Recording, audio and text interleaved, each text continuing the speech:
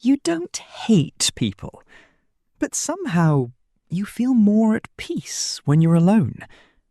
No pressure, no overthinking, no subtle tension in your chest. And when you do spend time with others, even good people, you come back feeling drained. So you start wondering, why does being alone feel like relief instead of loneliness? It doesn't happen all at once. It builds quietly. You cancel plans and feel a strange sense of comfort. You tell yourself, I just need some space. And it's true. You do feel better alone. But then something shifts.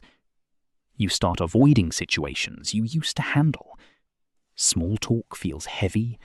Group settings feel overwhelming. Even simple conversations start to feel like effort. And the more you choose solitude, the harder it becomes to go back. Not because you changed as a person, but because your nervous system has. You begin to associate people with subtle stress. Not obvious anxiety, just tension. Like your mind is always on, monitoring, adjusting, filtering. You think carefully before speaking. You replay things afterwards. You analyze how you came across. And over time... This isn't about being antisocial, and it's not a personality flaw. It's an adaptation. Your brain is constantly learning from emotional experiences.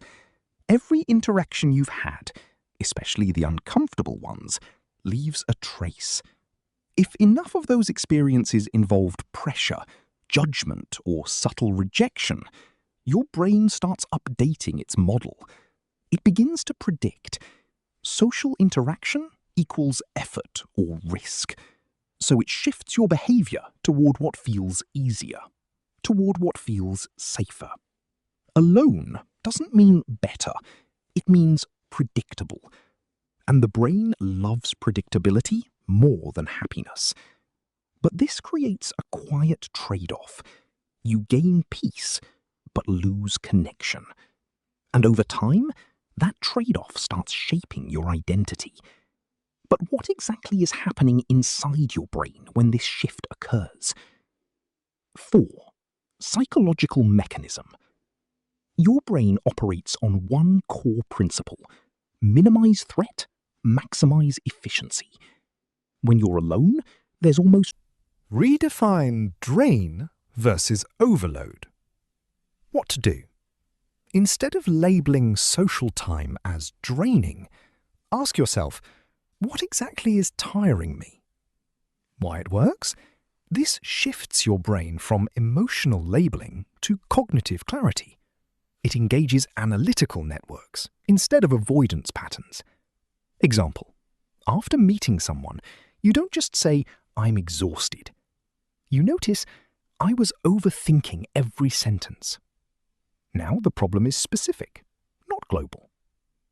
Visual: notebook with one sentence written. Lower the monitoring threshold. What to do? Intentionally reduce how much you track yourself during conversations. Not completely, just slightly. Why it works? Self-monitoring consumes working memory. Reducing it frees up mental resources for natural interaction. This quiets overactivity in the prefrontal cortex.